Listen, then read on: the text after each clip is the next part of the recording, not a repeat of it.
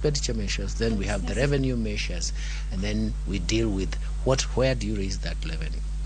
And again, Kenyans have made contributions in terms of that.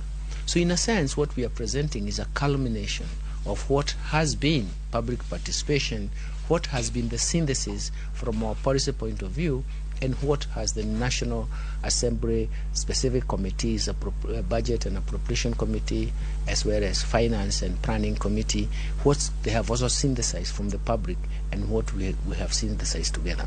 So what we are seeing is actually a synthesis of what the public has given us. The starting point is that we have laid down the propositions, we have asked for public participation.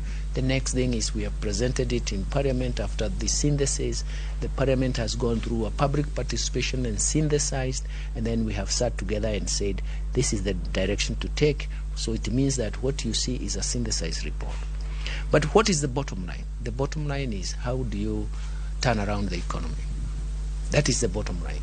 So the policy measures is, how do you turn around the economy? How do you make this economy inclusive in terms of its growth prospects? How do we create jobs for the youth? How do we lower the cost of living? And how do we create a momentum for future growth? That is the outturn of this, and that is the expectations.